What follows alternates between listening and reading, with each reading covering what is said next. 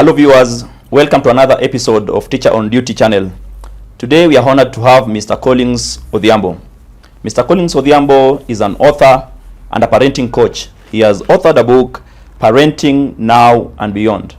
You'll agree with me when I say that parenting has been a challenge and a puzzle to many. So today we embark on a journey of giving you facts and helping you parents on how to go about it. Karibu sana. Hello, Mr. Collins. Hello, teacher on duty. Karibu sana. Nice to meet you. Asante, karibu. Yeah, you know, teachers are always on duty. We are. Thank you so much. Coincidentally, I'm also a teacher. Wonderful. So professionally, I'm a teacher, and I'm very honored to be here today just to share the insights about parenting. Karibu sana. So thank you for that very good introduction. Basically, that is my myself in a nutshell. As you've said, I've authored a book, Parenting Now and Beyond. And before we start, I think it is important for us to make a disclaimer that parenting has no manual. So parenting has no manual, and there are only best practices. So the reason why we are saying parenting has no manual, because we have to appreciate humanity. Humanity in itself is unique. And every person was made in their own likeness and ability and everything. And therefore, we cannot have one formula for all. So parenting has no manual, but one thing we must agree is that parenting has best practices. So we'll basically give you a little bit of insights on what parenting is today and what we are supposed to do. So there are several assumptions about parenting, and those are the areas that we are going to touch on today, of course, in details. Some of these assumptions in parenting is that children come from us. Children do not come from us. Children basically come through us. And we make an assumption that children come from us, so we own them. So all parents are talking about my child, my son, my daughter, and they don't appreciate the fact that God has given them an opportunity to bring life into this world. So when God gives you an opportunity to bring life into the world, then that is what you need to appreciate. So, teacher on duty, you will bear me witness that even yourself as you're growing up, we were owned at some point. And our parents they never wanted us to be out of a box that they formed, which some of us were not able to fit in. And I'll, of course, get to that when we start talking about teenagers. So basically, one thing that I would want to tell parents today is that, number one, we must first of all detach ourselves and appreciate children as unique human beings, and do not get them into a box and say, my child, you need to be this, you need to be that, you need to be all that. So children do not come from us. They just come through us. So God has given us an opportunity to bring life into this world. We need to appreciate that fact. So once we bring the life, then now what do we do next? And I think that is the conversation that we are going to have today. Yes. Thank you. I'm curious. Yes. What initially made you to become a writer? I'm curious about that. About parenting. About parenting, writing about parenting. Okay, so as a teacher, I've authored the course books, of course, content that is taught in schools. But out of experience and interacting with the young people, and especially teenagers, I realized that these children basically do not have problems. We do not have problems, but we carry problems into parenting. Parenting does not have problems, but we carry problems into parenting. And therefore, we start having conflicts because we do not understand these are unique human beings that God gave us. So having talked to teenagers and young children and listening to them, especially when they're having disciplinary cases in schools, and then you ask them, why did you do this, or why did you say this, or why did you do the other one, and then you listen to what is not said. So one thing that I do most of the time is that I listen more to what is not said. So when you listen to especially teenagers, they speak a lot with their body language. So if you're able to listen to those spaces, then you get to understand where they're coming from. So my inspiration came from the fact that I realized that these young people do not have problems. The issue is about the adults that handle these children. And therefore, instead of fixing the child, I thought we need to fix the parent. And when we fix the parent, then we have fixed the future generation. So if you look at the book, it's actually made in chapters. Like chapter 1 is one of my favorite, is deciding which child you want to bring up. So the parents, those who are listening to this right now, is which child are you bringing up? You need to decide which child you're going to bring up. And there are 3 categories. As a parent, are you bringing up the child you gave birth to, the physical child in the house, or are you bringing up the child that you wished you had? And most ladies will bear me witness, anytime they're planning to have children and, they have this child in their mind. My child should be like this, my child will be like this is the kind of a child I would want to have. They have these fantasies and imaginations and everything. And you go to the hospital and the baby is there. Now you have a physical child.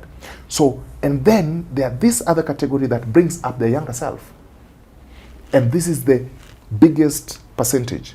Most of our parents bring up their younger self. Why? Because they have failed ambitions. They have fantasies that were never met. They had ambitions that were never accomplished. And one thing I also want to tell parents, children are not an extension of yourself. Some of parents think that children are an extension of themselves. So the things that they never achieved, the things that the ambitions, the fantasies that they never accomplished, they want to do that through their children. And that means they are actually solving their unmet needs, their unmet fantasies through their children. So it is important for parents to decide the child they're going to bring up. Are you bringing up your younger self? Are you bringing up the child you gave birth to? Or are you bringing up the one that you wished you had? So parenting begins from there. Which child am I going to bring up?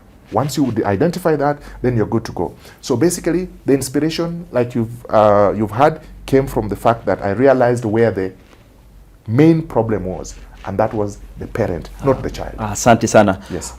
In your words, how can you define modern parenting?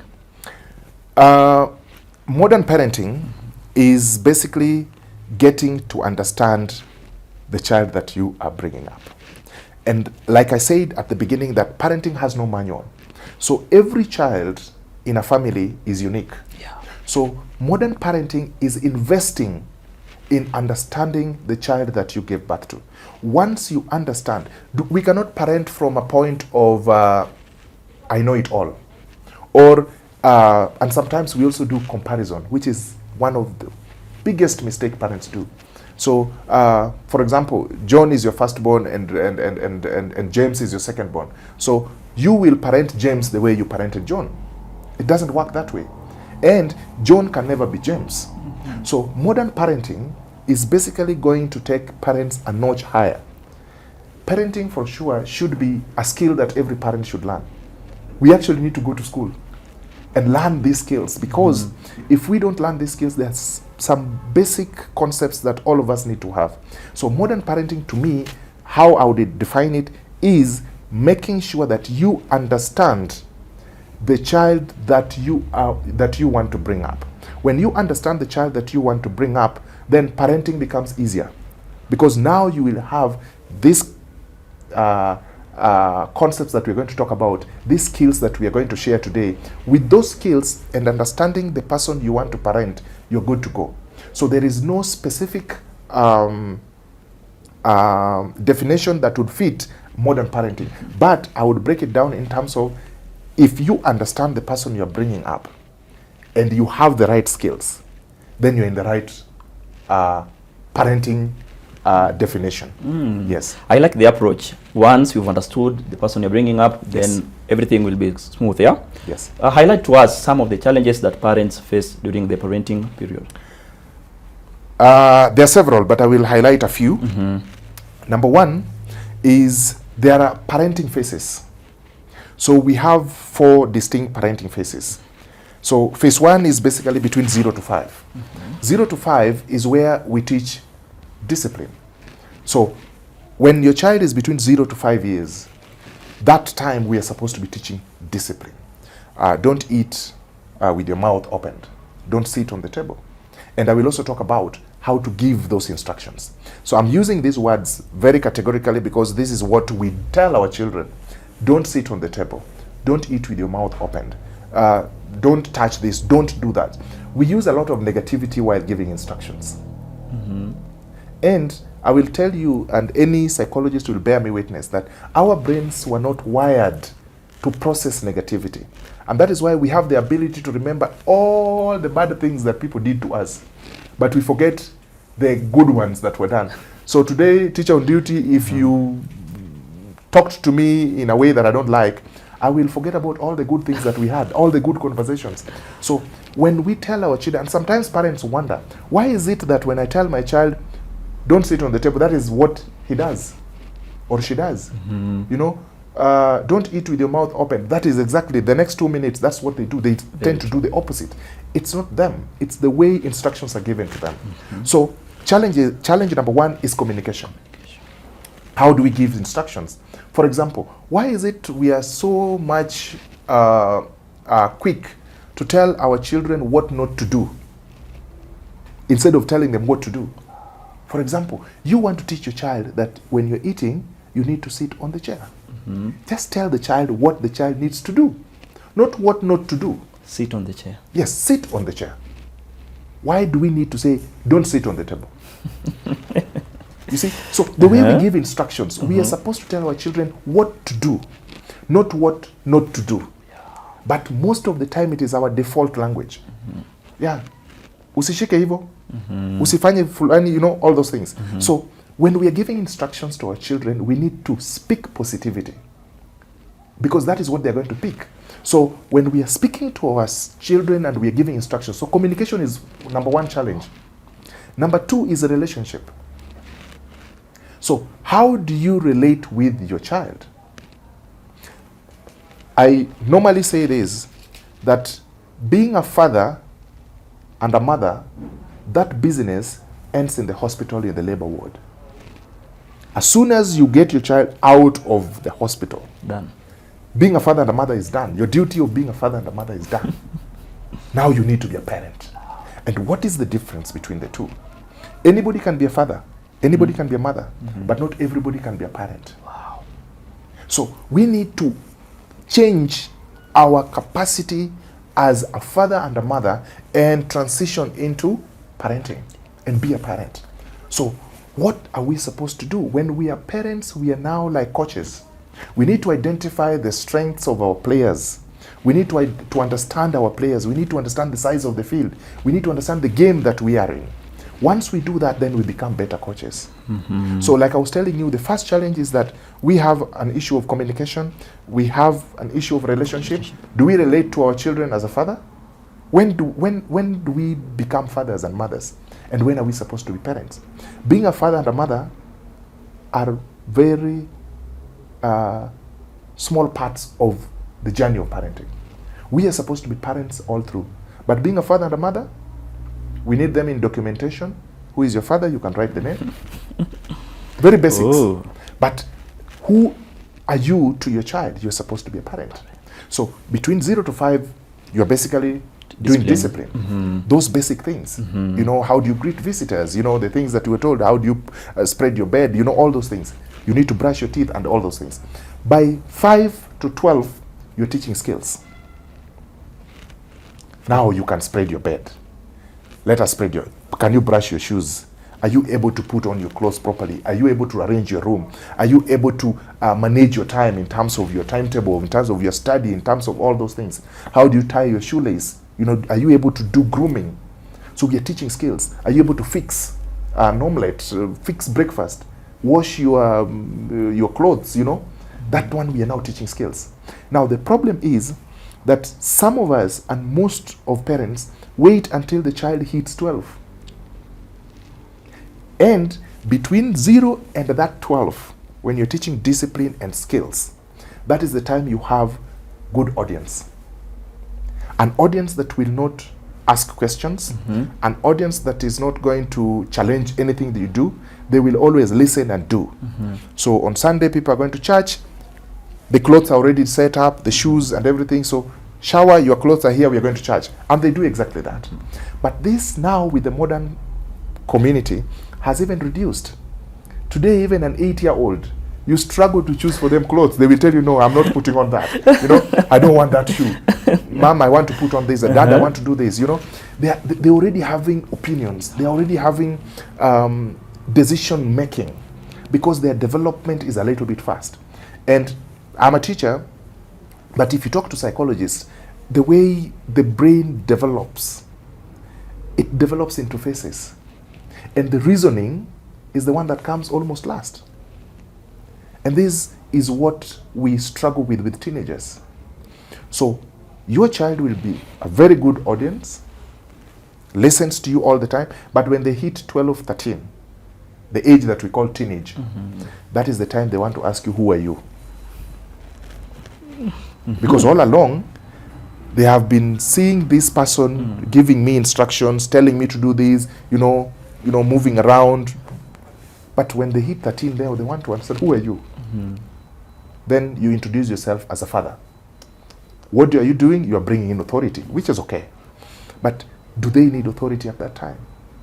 When they want to start asking questions, they now need people who are humble enough to give answers. And the conflict we have between parents and their teenagers is because they extend childhood far too long. They still think they have the 0 to 12 who are able to take instructions, do as they say. So as our children grow, the way we prepare for our newborns, and the mothers will bear me witness, you have to buy things, buy this, you're getting ready because you're going to have a baby. Why don't we do that? When our children are no longer babies, they're now graduating to another stage of life, which is teenage. Do we do preparation? But for newborns, we even buy books. Mothers would buy books, how to do this, how to do this, how to carry, how to breastfeed. They study, they get knowledge. And when the baby arrives, they are ready. They have all the skills. And then when the baby grows, they assume the work is done. So we are not investing in parenting as something that we need to do for the coming society. So when you reach 13, you're now becoming a coach. You're now coaching the child to implement the skills you taught between 5 and 12. You're now coaching. Now you're allowing them to do. They make mistakes. You correct them. You expose them. Now that time goes, but when they reach 18, and sometimes it goes even up to 20, now they no longer need a coach. They no longer need somebody's skills. They need a friend. They now need a friend, somebody they can chat with. Somebody they can tell, what, Dad, I have a girlfriend, or my girlfriend did tell me this and that, and I'm feeling so hurt and everything, or my boyfriend dumped me and now I don't know how to deal with this issue. When we don't invest in those 4 phases that I've said, then our children start struggling when they get into the dating world. And instead of coming to us as parents, they run to people that we don't trust because the friendship is not there. There is only authority. So you remained a father all through. You never became a parent. So we must intentionally decide to graduate ourselves from being a mother to a parent, being a father to a parent. Nice. Yes. Nice. Hey, I'm really getting something from that. Yeah. Mr. Collins, technology has its pros and cons. Yes. And one of the questions that I face mostly with my parents is when they start asking me, Mwalimu, how do I regulate this screen time? Mwalimu, please help me to understand how can I manage this device. Yes, I bought for her a mobile phone. How am I able to regulate this? Because it is being an issue. Parents are complaining that their kids are always on the devices, always on the TV. Please help us to understand how can we regulate this and how can we make the child understand that as much as it is there, it's not something that we should spend most of the time on. Of course, it is a good side and has the bad side. Technology is a good thing. And in parenting, parents are struggling because you can't run away from it. But as we talk about regulating technology, the use of technology with our children, are we in a position to regulate our use of technology as parents? Children basically do not do what we tell them to do. Children do not do what you tell them to do. Come up again. Children do not do what you tell them to do. They do what we do. So, you cannot tell a child that, you know what, put down your gadget. And even that time that you're telling your child to put on the gadget, you're not even looking at the child. You're on your phone yourself.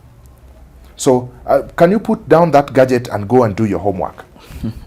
And then your child, who is a teenager, questions and asks, but mom, you're also on your gadget. You've been on phone for the whole time. Yes, then you tell him or her, this is work. For me, I'm using my phone for work. You know, so you try to give, you try to validate an action which you're supposed to be correcting. So for us to be able to regulate, we must build a culture. And this is not cast on stone. Every family has different cultures. So there must be a culture within a family. So what is going to be our regulation in terms of, I know families that during dinner, all phones are put in a basket. And when you're on a dinner table, you're not supposed to have your phone. It applies to everyone. What are we teaching our children? We are teaching our children that they're double standards. We are teaching them that they are double standards. So there can be rules for a certain group of people, and these rules do not apply to a certain group of people. And these people are going to grow up to be leaders. These are going to be the leaders or managers who will be treating people differently based on the fact that, you know what, I am the manager, I am this, I am that, so I have these privileges. So how do we also train our children to be able to have some norm and structure in their lives by doing those small things? So number one, there has to be a structure. Number two, there has to be a culture of the use of technology. If in my family, for example, Wi-Fi goes off at 9. So everybody knows that by 9, if you had a research to do, you had homework to do, it's done. So everything else has to be done before 9 now. So it's a rule.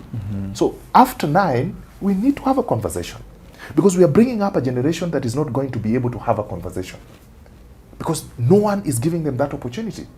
They are on your gut. They are families that even communicate within the house through WhatsApp. One is in the other room, the other one is in the other room, the other one is in the other room. There's no time that families come together so that these children are able to have conversations. And if they're not able to have conversations, and we are social human beings, what kind of generation are we going to have? So when it comes to technology, it is not about control. It is about proper use of technology and the culture of how technology is going to be used. In different institutions, for example, in schools, technology is there, but there are regulations that everybody knows and everybody fits in. There are organizations that have regulations on how to use gadgets or phones. You don't go to a boardroom with your phone. When we are having a meeting, no one picks a phone, nobody touches the phone. The phones are not supposed to be seen. So it's a culture. So every organization can have a culture. That way, every family can also have a culture on how technology can be used. So it's all about regulating and making sure that technology is used for something that is beneficial. So every parent can be able to design whatever it is that they are going to do as a family based on their setup, when, how. There are some children who are given phones, but they're only given phones on Saturday from this time to that time. And whatever they do with their phones is also monitored. So the parents are struggling because they gave out technology before regulation. Now they want to bring regulation after it's already in use. After it is already been used and there's a culture that already the child has already formed. So why are you taking it back? So before you give a phone to your child, are there some regulations that you're going to put? So I'm giving you this phone, I've bought you the phone, but this is how it is going to be used. Do we agree? Okay. So those are going to be the rules.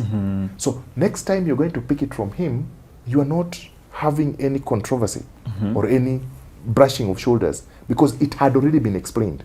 The problem is that we give it, once the mess has already happened or it is happening, now you want to withdraw it. And you're withdrawing it without explaining. I didn't expect you to do this, but how was I supposed to know that I was not supposed to do this? And then you think your child is rude. No. you are the person who has not done the right thing the right way. So before we introduce our children to technology, just like schools, there are rules. So that's what we need to do. Nice. In one of the chapters I've seen, you've highlighted how, as a parent, I'm able to prioritize my well-being and at the same time still manage to attend to my children's need. Please give us a highlight on that. Like I said, children don't come from us, they come through us. So we are also an entity as a parent. And your children are also unique human beings that have destinies just like you do have. So there has to be good relationship. When we create good relationship with our children, we will not be able to worry about them. And that means we'll be able to have time for ourselves. But the problem that we're having is that we have our children attached to us. And therefore, you are having two people in one body. So you're struggling to do this balance because this person is not an entity. So we have to detach ourselves and be the parent and let the child be here. So when the child is here, our duty is to create a better environment for the child, and we will also have our own environment. But it is very difficult, especially for us Africans, to detach ourselves from our children. Our mothers will always use the word my child. Even to date, I'm still my mother's child, which I appreciate, and I love her so much. So we need to detach and see our children as unique human beings, authentic human beings that have destinies that we have nothing to do about. When we do that, then we empower them in that space and do not put them in our box. Our children are not supposed to be, actually we are not even supposed to be role models to our children. What? If we are going to produce another teacher on duty, why do we need to keep having babies? The next generation is never going to be better. We need to have somebody that is better than you. So your child is supposed to be better than you. But we assume that we are more advanced, intelligent than our children. It is not true. Our children are supposed to be more intelligent than us. So when we talk, and in the book I've talked about role modeling, when do we need a role model? So we can even learn from our children. But that is only if we allow them to be their own entity and look at them from this angle. That way we are going to have our well-being, we are going to have our space to take care of ourselves, and also appreciate this human being as an entity. So in terms of the balance of time and understanding your children, the trick is, number one, let your child be authentic and do not attach your failed ambitions, your fantasies, your unmet needs, your baggage to your child, which is a mistake that most of our parents do. So we need to, this was me, I was not able to do ABCD, I have this baggage, but this has nothing to do with this human being. So when we separate the two, then we are able to handle this as an entity and handle this as another entity. Sorry. So when all that is put in place, then we are able now to take care of ourselves. So that balance sometimes does not happen because we attach ourselves to our children. And we need to detach that and now just work around on the environment. So I usually give these examples when I'm doing parent coaching, that you don't need to worry about what your teenager is doing. You need to worry about the environment where you are bringing up your teenager. Because when you sort out the environment, you will not need to fix your child. Environment plays a very key role in upbringing. It plays almost 90%. Everything we are, we learned. Everything that we are doing today, we learned. And anything can be learned. So if my child is spending time in an environment where there are drug dealers that are not within the structures that I expect my child to learn, whatever I tell my child is useless. So long as this child is still going back to the same environment. So we need to be able to make sure that the environment is conducive. And that is why it is also important for you as a parent to choose regions, environment, places where you want your child to grow up in. So these are some of the things that we don't do. As parents, we are looking for, when we are looking for rental houses, we are looking at our budgets. Very few times we look at the environment. My child is going to be living in this kind of environment. How is this environment going to influence my child? And then you keep on punishing your child every single day. Who told you to go and do this? Who told you to go and do this? It is your problem as a parent, because this is a child who does not have fully developed brain to make proper right decisions. But you put this child in an environment that is always influencing this child to do these things. So every day your child finds himself on the wrong. Picking up funny character from the environment. And then in the evening unakuja unachapa mtoto. I told you not to do this. But the influence from the environment is too strong for the child to control. So at that point in time, you are the problem as a parent. Because this is a child. You've put the child in a very toxic environment, and you want that child to thrive and do things as you expect. It can never happen. It doesn't happen. So environment plays a very key role. And the decisions on where we are bringing up our children is key to parenting. Nice. Chapter 11 of your book discusses discipline and punishment. It has been a very big bone of contention between the parents and also the teenagers. It's very hard for parents to decide on the mode and differentiate the two. Please, I'll talk to our viewers about the same. So viewers, there's a very big difference between discipline and punishment. Punishment is where there is undesirable input to deter a behavior. So, for example, you are told you are punished, for example, for where I grew up and how I was brought up. And I thank those who brought me up, my parents. Those people are very serious when it came to physical punishment. At some point, I always say that we were brought up by terrorists. You know, so you could be beaten for not crying. You could be beaten for crying. You could be beaten for, you could be beaten for not talking. And if you talk, you could be beaten for talking. So basically, those were punishments, because there was some pain that was inflicted in us to stop us from doing certain things. We appreciate them. They did a good job. We turned up okay. But discipline is about training. Discipline is about training. Discipline is about training. Is how do we do it? For example, let me use a scenario. Your child has come from school and has gotten a grade of D, for example. Most of the time, and parents, let's stop this.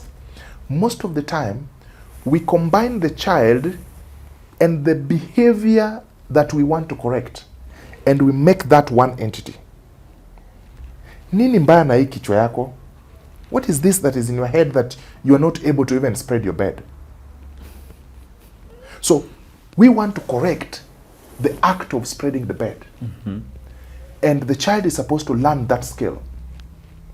When we ask the child what is wrong with the head, we are not addressing the issue. So we need to separate skills that we want our children to learn from our children. So this is the advice. Like right now, children are at home. They're waiting to go back to school, and they're with their parents. There are parents who have scolded their children. They have talked about grades. They have asked, do you know how much money I pay in school? You have just been here, just moving around, doing a lot of nothing. You're not even reading. If you bring back these grades, you will not get into my house anymore. All those things. I'm not going to do this. We use threats. We use threats to push and shape our children into what we want them to be. This is punishment. Now, how do we discipline? Have the issue here, bring your child on your side and form a team to deal with the problem. You've gotten a D in mathematics. Now, John, come. Now, we need to see how do we improve the D to a C to a B. We. You have separated the D from the child. No, it's teamwork. Because, yes, that D is not a definition of your child. That is just a consequence of something that he did. But it is not a destiny of your child. So bring your child and form a team and deal with the issue. Now, John, this is how we spread a bed. Demonstrate, train. This is how we brush shoes. Then John will realize that my father is not, or my mother is not my enemy. My mother is always on my side. Then you use a lot of positive reinforcement. So your child sees that you are really working so hard together with him to make sure that something changes. Now, your child is going to have a positive attitude towards dealing with that, because you are forming rules together, you are forming strategies together. So John, what time is best for you in terms of study? When do you absorb better? Is it in the morning? Is it late in the night? Is it in the evening? You know? So which one works for you? So what you do, I will be waking you up. You've said it is in the morning? So what I'm going to do, I know you struggle with waking up, I'll wake you up at 5. Is 5 okay? No, Dad, let's do it 5:30. You are already achieving what you want. Okay, 5:30. Okay, so what will you do tomorrow? So you go and come up with a schedule, then we look at that schedule together when I come back from work. The child is going to be so excited to make the schedule because he's having a teammate. He's having support system. He's not alone. But when we judge our children and put them together with a grade, the children start defining themselves with that, with a problem. You know, now this D has brought problems. Now the child is having a conversation with himself and the grade. And you are not part of that team.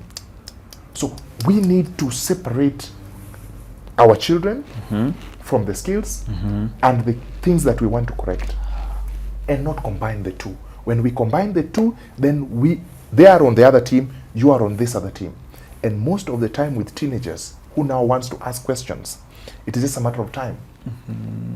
And that's why there are some teenagers that have asked their fathers, you know, can I also see your report card? You've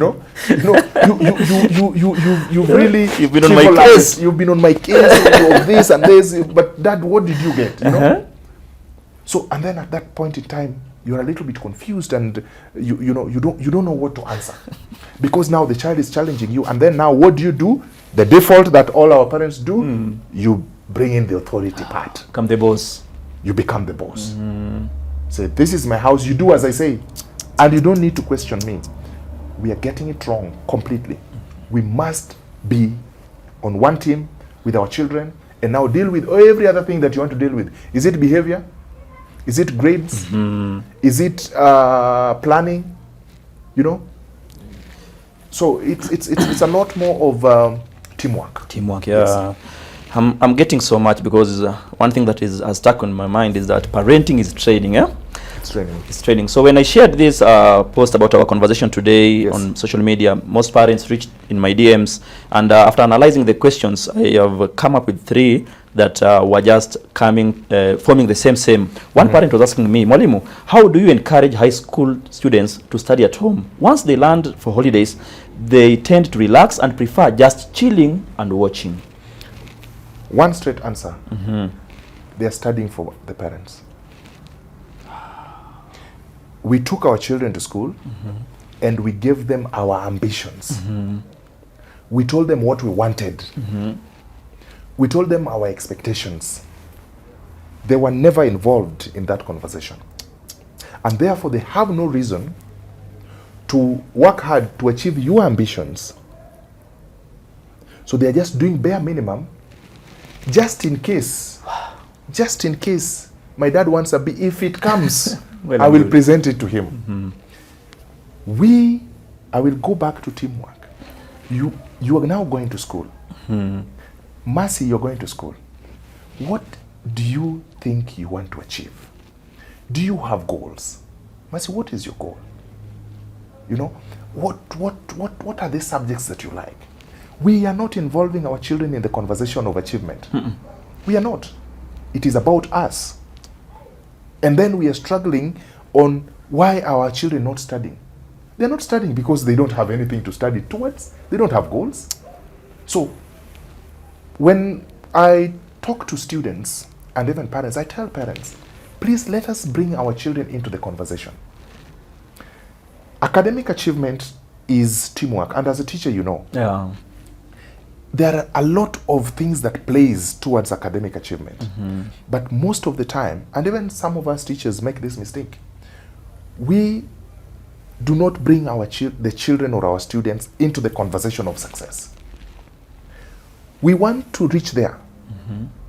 So when I'm doing mentorship, I always talk about a vision board. So every person, every student makes for me a vision board. How does your vision board look like? These are the subjects I'm doing. These are the grades I want to get. Now, put them, the grades you want to get, not the grades I want you to get. You want to get an A in mathematics. You want to get a B in biology, for example. That is your vision. It is on your vision board. This is the kind of university you want to go to. This is the kind of career you want to pursue. This is the kind of car you want to drive later. You want to earn this kind of money. Put it in your vision board. Now, when it is in your vision board, which is made by yourself, your duty as a parent, as a teacher, as an adult in that child's life is to help them now walk the journey from where they are to that vision. So basically, the mistake that our parents are doing is that we are pushing our children, go and read, go and read. Do we have a definite destination of this reading that you want your child to read? Why are they reading? To get grades. For what? Why an A and not a B? Have we explained to them? Where are we going? So we need, as a team, we need to define where we are going. When we know where we are going together as a team with our children, then we know the route to take. And because there are people who have walked that journey and they've walked that road, now our duty is to guide and say there's a bump here, so go slow. There's a corner here, go slow and make a right turn, because we have walked that road. But if we don't know where we are going, how do we expect our children to start walking? Walking to where? So we must be able to help our children to set goals. We must help them to set visions, and they must be part of the conversation.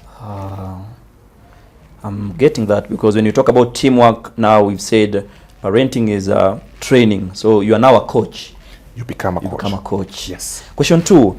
Nowadays, punishing teenagers is like next to impossible. We prefer talking to them and addressing the issues. But at times, it still doesn't work. How do we get to go about it? Teenage is a very interesting stage. Teenage is a very interesting stage. And I think it is the easiest stage to deal with. But as parents, we are struggling because of, I would say, two things.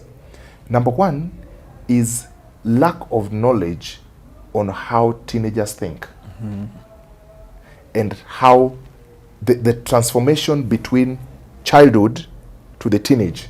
That transformation parents don't understand.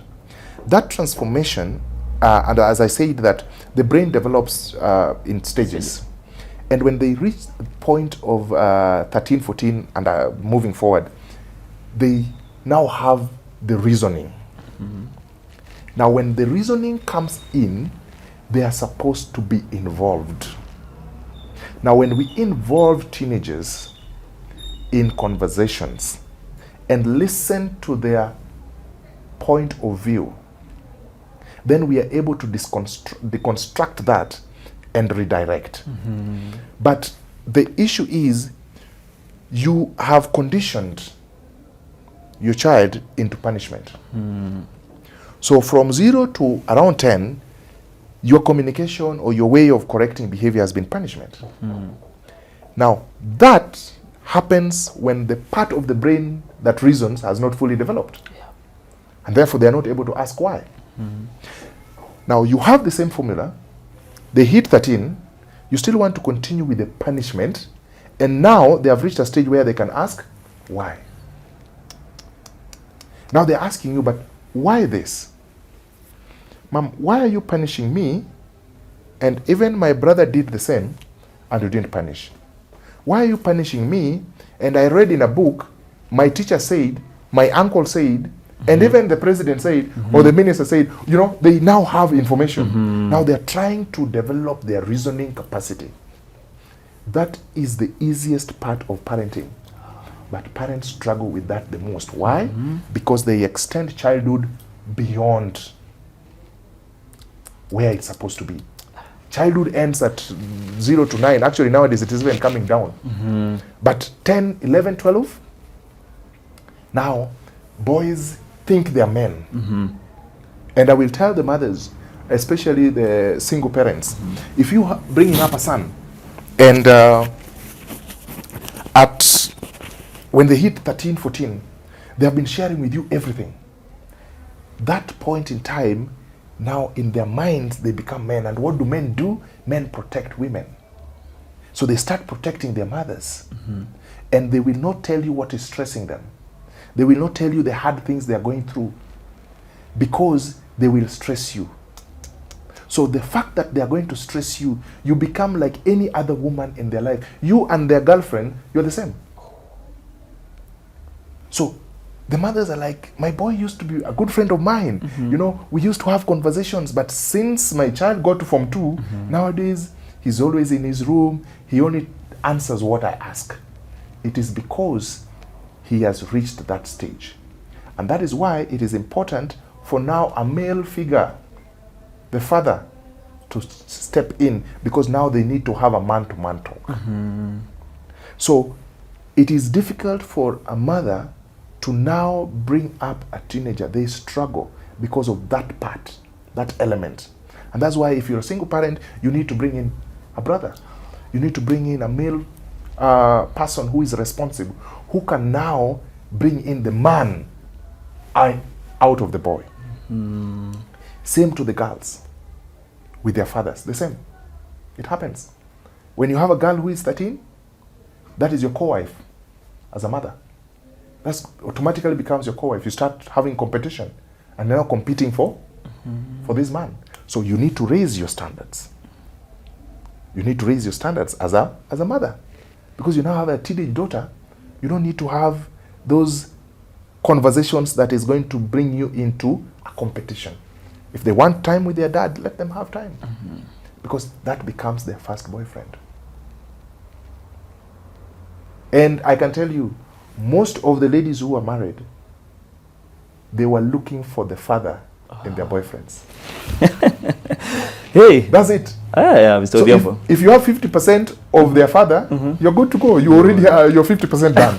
Yes, because you have those traits. Because that was the first model of a man in their life. Exactly. So it's about understanding the transition. Teenagers are not difficult. We are not transforming.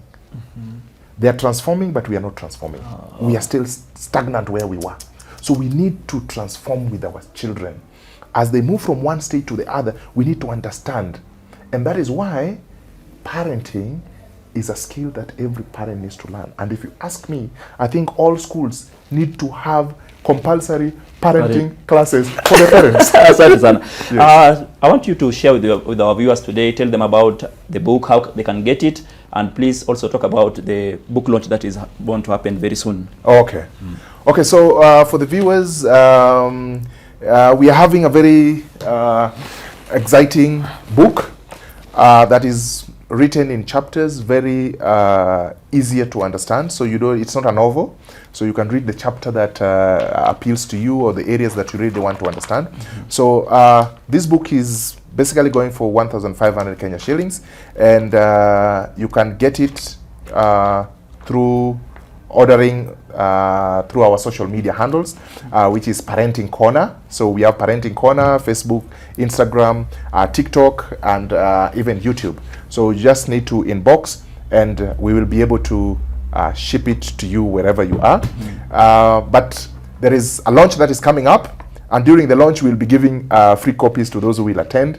It will be on 8th of June this year. The venue we will communicate, but you will be all invited. Let's change our parenting style. Let's change how we make the future generation better than who we are by having the right skills to bring up these children better. Yeah. Asante sana. Viewers, please make sure you follow up on Parenting Corner for more about Mr. Collins Odhiambo. Please keep in touch and also attend the book launch as he has stated. Asanteni sana. Thank you, sir. And for those who want to reach out to me for any guidance, my number is 0724 997 819 for more details on this conversation. And your questions are welcomed, and we'll be able to tackle them when they come. Asante sana. Thank you, Teacher sir. on duty. Asante sana. I'm happy to be here, and I think we've had a good time. We have, and I agree, and I know the viewers will agree that they've really benefited from this, and there's more in this. So please keep contact. Yes. Asante sana. We wait for their comments. Asante sana. Okay. Thank you, sir. Asante sana. Yeah.